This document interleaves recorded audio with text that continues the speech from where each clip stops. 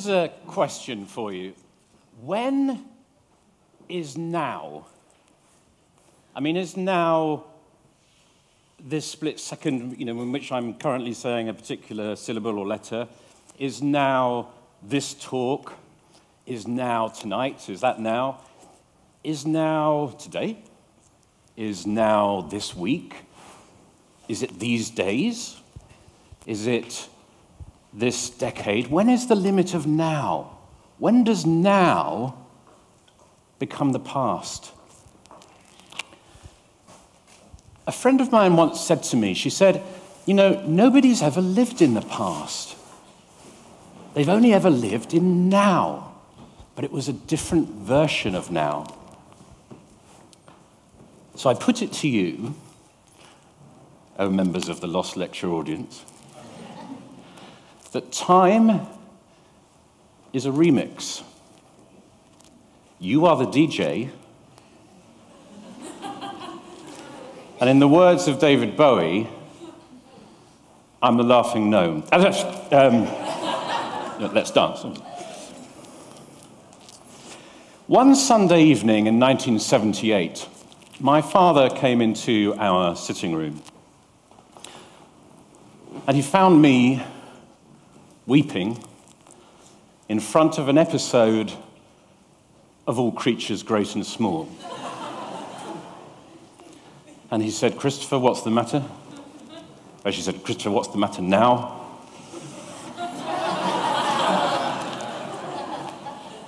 And I said, "Dad, I can't get into those years." And he looked bemused, and he said, "Well, you could go up, we can go to Yorkshire. It's only just been filmed." And what followed for me were many years of therapy. And at the end of that therapy, I'd come to terms with the fact that I was never going to meet Christopher Timothy in Yorkshire in the 1940s. But I was left with this desire to go back.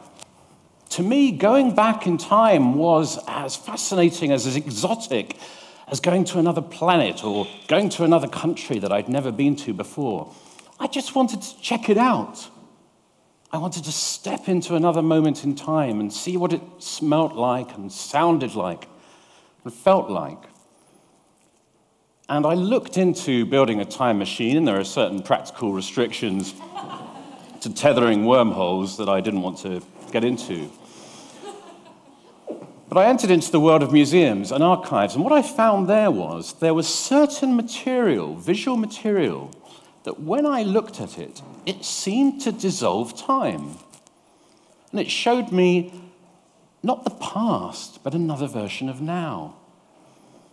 And it was as though I'd experienced a sort of time travel. Now, let me tell you how this works. We all have a model of time. We all have one. And that model of time is created by whichever technology captured a particular moment in time. And to sum it up, we generally say, well, the past was in black and white. So here's a picture of the past. And I worked in museums and archives, and I'd see many pictures like this, and I'd sort of think, yeah, it's all right, it's not particularly interesting. But this is actually a color picture which I've made black and white. Here are the original colors. There we go. So this isn't a colorized image, this is a color photograph. It was taken in 1928 using a process called the autochrome. And this is, in fact, the Strand coming into Trafalgar Square. So this is the edge of Trafalgar Square. And I would look at this early color material, and for a moment, even though it was only an image on a screen or in a book, for a moment, something seemed to have collapsed. I was very excited about this. A friend said to me, you should start a blog with this stuff. And I looked into blogging. I didn't know anything about it. And people seemed to be saying, well, when you start a blog, call it something like how to make your lawn greener, or how to brush your dog or whatever. And I'd come up with this word retronaut. I didn't invent it, but I found it. I thought, that's cool. That's like a cool way of saying time travel. And I thought, well, let's do how to be a retronaut. We'll do that. And I started this blog, and for 3 weeks, there were 2 people who looked at it. One was me, and the other one was my mother. And between us, we amassed around 200 or 300 hits a day. And then one day, I showed this particular picture. And it doesn't look like anything special, but it's a very high-resolution picture. And if you see the original, it's massive. And on the day that I showed this image, my hits went from 200 to 30,000. And what happened was this.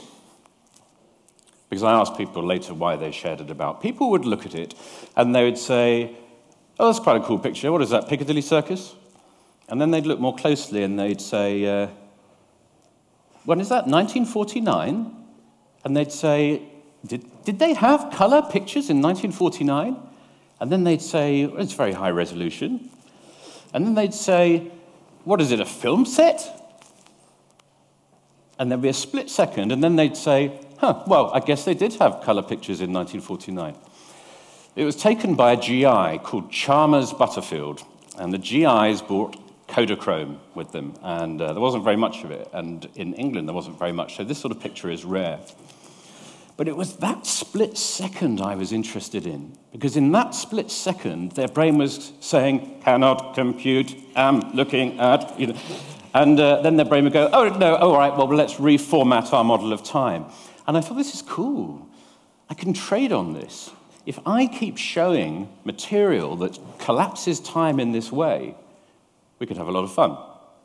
So that's what I did, and we now get about, we get more hits than that. But I wanted to show you some of the stuff that we've shown. I'm just going to click through it quite quickly. This is an artificial arm from the Victorian period. You can actually go and see this. It's on the Euston Road. I mean, it's not literally on the Euston Road. If it is, let me know. It's in the Wellcome Foundation. This is a pre-radar listening device. This is how people detected planes before radar.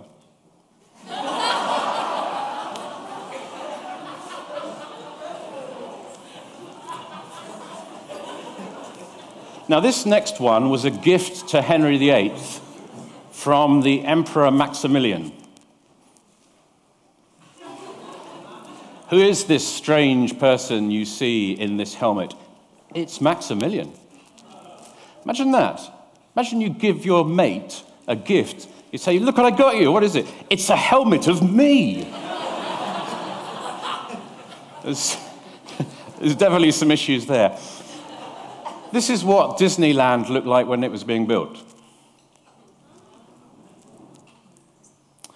Now, here are some pictures of the groins of rockers from the 1950s. If you look very closely at the bottom right-hand image, I wonder if you can see which particular rock icon that rocker has chosen to immortalize on his belt. Cliff Richard. I know what you're thinking, Chris, this is all well and good, but it's hardly Marcel Proust playing air guitar on a tennis racket.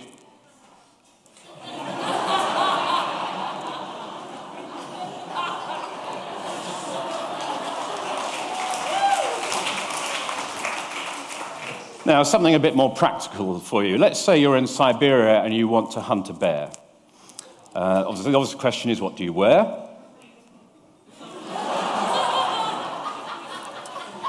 This is Victorian Siberian bear hunting armor. My two favorite comments on this time capsule were, surely it's a sort of bear Velcro. In which case, you're running around with a bear stuck to you. But probably my favorite comment was in quotes, honey, I'm home. Now, come on, let's have a picture of Andy Warhol and Nico dressed as Batman and Robin. Andy is Robin in the picture. This is a deep-sea diving outfit from the 1870s. This is in Paris.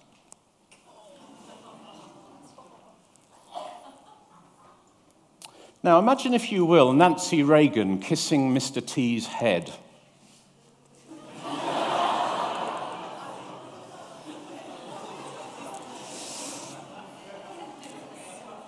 This is from a series I did called The Invisible Mother. This was a practice in the Victorian period where photography was very expensive and people who wanted to have their children photographed didn't want to be in the photograph, but they wanted to hold their child still. So this is what they did.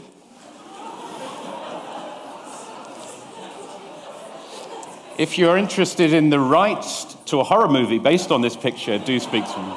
My wife actually forced my son and I to recreate this. Just true story. I can show you the picture.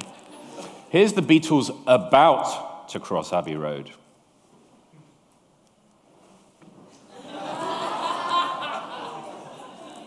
I was talking about this model of time. We see the Victorians as very stilted, very stuffy, very dry, very non-smiling. That's because it took so long to take a photograph. But there were times when, even with that, they couldn't not hold their smile. Here's an example of that. Here's a behind-the-scenes picture from Frankenstein.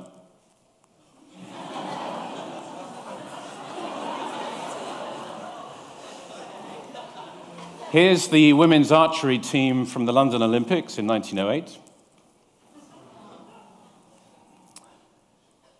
Here's Albert Einstein relaxing. This is the first ever car advert.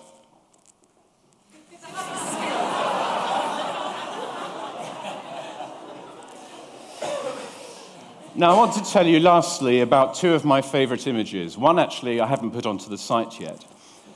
I started the site Retronaut with just my mother and I looking at it. And so it was amazing to me when this guy got in touch and said, essentially, he said, you know the picture of Steve Jobs sitting cross-legged with the Mac on his lap? I took that, and I really like your site. Would you like my collection? Would you like to feature some of the stuff? And I said, yeah, sure, that'd be really cool. And he said, well, I have some outtakes from the Steve Jobs session that have never before been seen. Would you like to feature them? I said, yeah. I said, yeah, that would be good. And he sent them over. And it was amazing to me, the reach that the site has got. You know, all credit to my mother for supporting it in that way.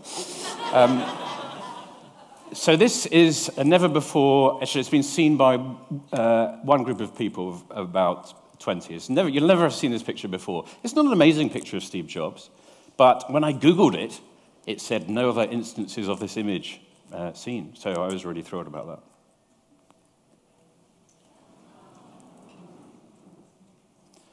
Now I started the talk by saying that time is a remix and you are the DJ. Here's what I mean by that. This is the most sublime, and I mean that, you'll think I don't mean it, this is the most sublime of all the pictures we've ever featured on Retronaut. Here it is. I get sent a reasonable amount of stuff to curate other people's capsules, time capsules we call them. I love that, it's fantastic.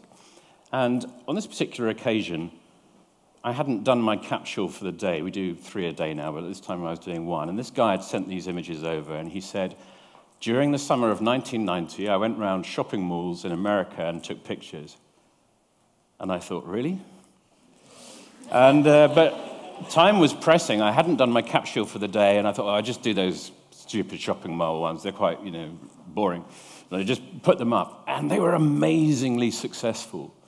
They were featured on NBC, etc., etc. And I didn't tell the guy that I'd done it with these images. And he emailed me and he said, the first I knew that you'd put these images up were when the people in the pictures emailed him to tell him it was them in the pictures. So it was very successful. And I thought, why was this so successful? And I looked at the things that people said about them. And they said 3 things. The first thing they said was, no one's obese.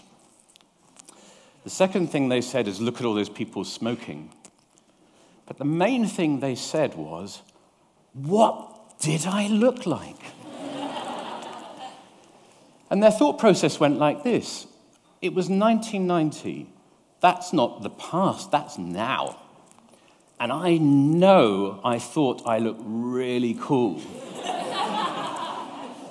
And I actually looked like that. And then this is the sublime bit. Then they would say, what do I look like now? Because they'd think, surely this is the ultimate me.